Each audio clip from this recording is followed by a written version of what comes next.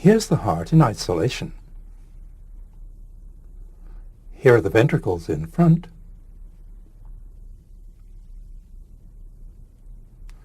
Here are the atria behind.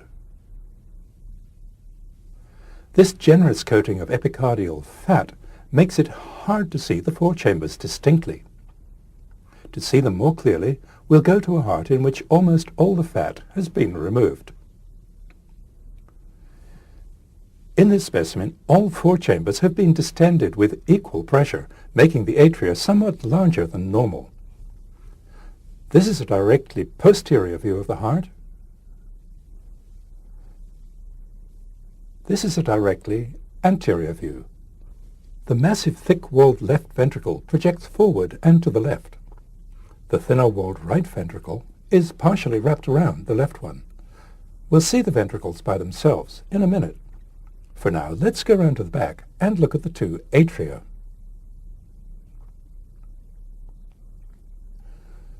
This is the left atrium. This is the right atrium. The right and left atrium have been removed, leaving just the two ventricles. Here's the right ventricle seen from the right side. Here's the left ventricle seen from the front.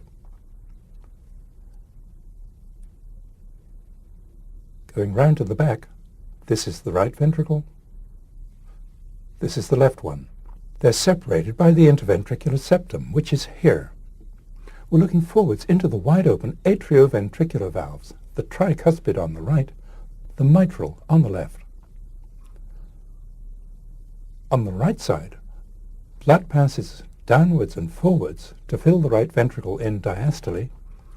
Then, in systole, it passes upwards and to the left into the pulmonary trunk, passing through the pulmonary valve, which is here. On the left, blood also passes downwards and forwards to fill the ventricle, then gets turned completely around in systole, passing upwards and backwards into the aorta. It passes through the aortic valve, which is out of sight, here. Blood coming from the upper part of the body enters the right atrium by way of the superior vena cava. Blood coming from the lower part of the body enters it by way of the much larger inferior vena cava. In a more intact dissection, here's the inferior vena cava coming up through the diaphragm and almost immediately entering the right atrium. In addition to the two venae cavae, blood from the heart itself enters the right atrium under here by way of the coronary sinus, which we'll see later. From the upper part of the right atrium, this blind pouch, the right auricle or atrial appendage, projects forwards. The thin wall of the right atrium is formed largely of muscle. When the atrium contracts in diastole, the blood in it passes forwards into the right ventricle through the right atrioventricular valve or tricuspid valve, which is here. The left atrium and the right atrium are in contact here, where they share a common wall, the interatrial septum, which lies quite obliquely. To look at the inside of the right atrium, we'll remove this part of its wall.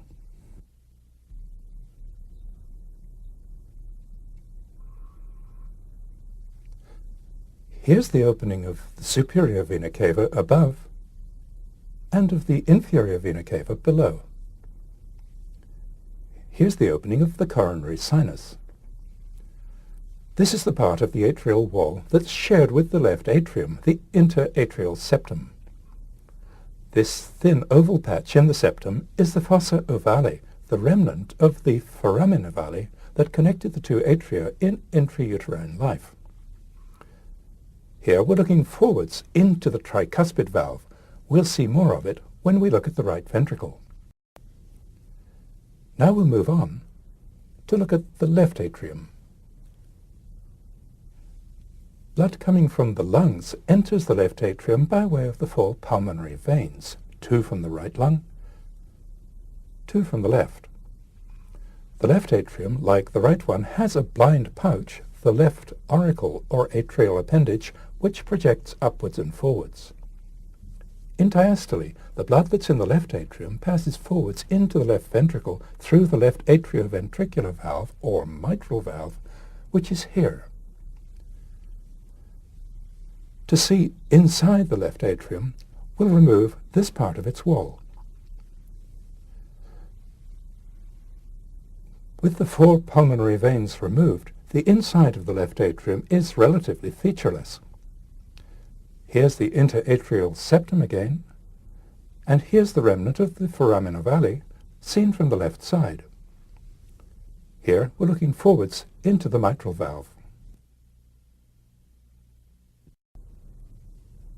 To see inside the right ventricle, we'll remove this part of its wall. The tricuspid valve is here.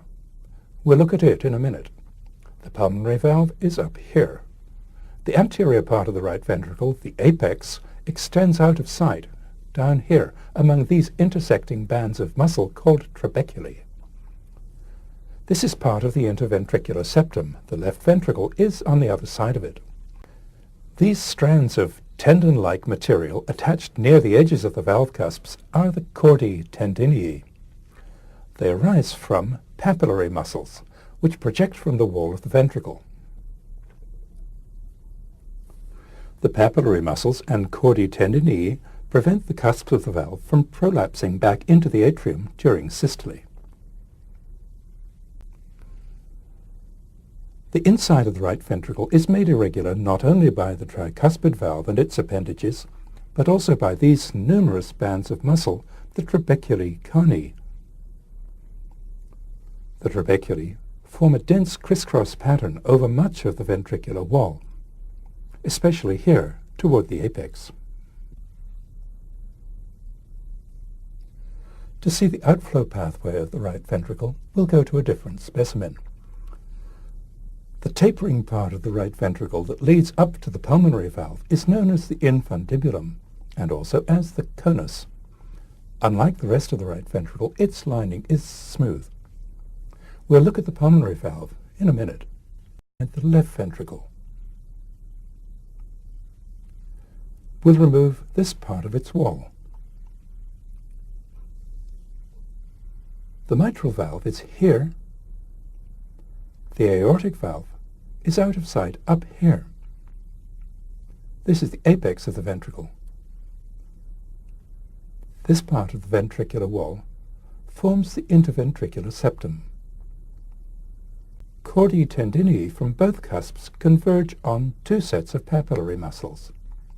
These on the posterolateral wall of the ventricle, and these on the anteromedial wall. Here are the same papillary muscles seen from the apex of the ventricle. Each group of papillary muscles sends chordae tendinei to each of the cusps of the mitral valve. In this cutaway dissection, we can see the outflow tract of the left ventricle from the side. Here's the aortic valve. We've left intact part of the anterior cusp of the mitral valve, along with the chordae tendinei and papillary muscles. The anterior cusp of the mitral valve forms part of the wall of the outflow tract, so blood flows past it this way in diastole and this way in systole. Here's the anterior cusp of the mitral valve in motion, with the mitral valve opening below it and the outflow tract above it. Here's the left ventricle in cross-section. Here's the right ventricle. The interventricular septum is curved. The left ventricle has a much thicker wall than the right, and it's circular in cross-section, while the right ventricle is C-shaped. Now let's take a look at the tricuspid valve and its appendages. The tricuspid valve is also called the right atrioventricular valve. It usually has 3 cusps, sometimes only 2. Here there are 3. They're known as the septal, anterior, and posterior cusps. The posterior cusp is partly out of sight. These strands of tendon-like material attached near the edges of the valve cusps are the chordae tendinei. They arise from papillary muscles, which project from the wall of the ventricle.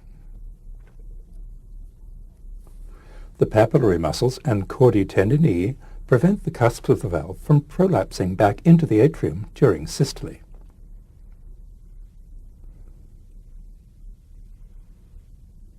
Here's the tricuspid valve set in motion passively by an intermittent current of water. When pressure in the ventricle rises, the cusps of the valve close together along quite an irregular line. Here's the heart in isolation. Here are the ventricles in front.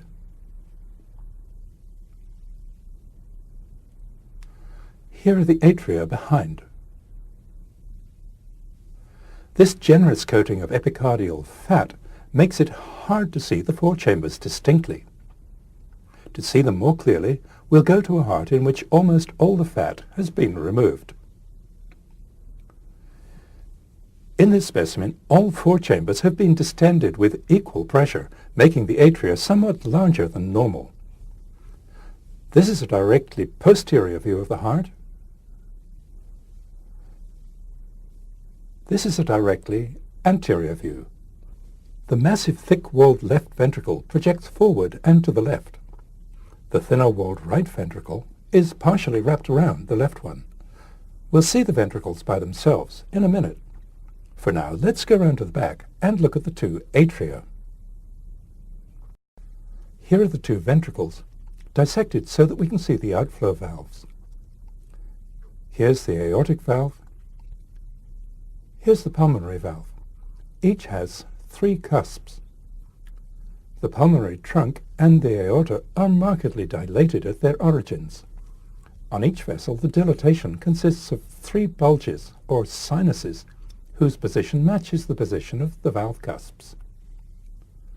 To get a better look at the cusps of the outflow valves, we'll remove these parts of the vessel walls. Each cusp of an outflow valve is shaped like 1/3 of a parachute. Here the cusps are hanging loose. Each cusp has a delicate free border which closes against those of its neighbors. Here's the pulmonary valve in motion. In diastole, back pressure closes the valve abruptly, the three cusps pressing against each other to meet exactly at a point. Here's the aortic valve. It works in just the same way. Here's the opening of the right coronary artery, which we'll see in a minute. The left one is out of sight, down here. Now that we've seen the outflow valves, we'll move on. Now that we've seen some dissected specimens, let's take a further all-around look at an intact heart, with all the epicardial fat intact. We'll take a second look at all four chambers, in the order in which blood passes through them.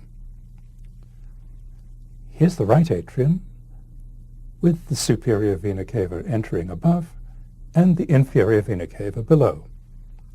Here's the right atrial appendage. Here's the location of the tricuspid valve. Here's the right ventricle. It's almost obscured by fat. Here's the infundibulum. The pulmonary valve is here. Here's the pulmonary trunk passing to the left of the aorta and dividing into the left pulmonary artery and the right pulmonary artery.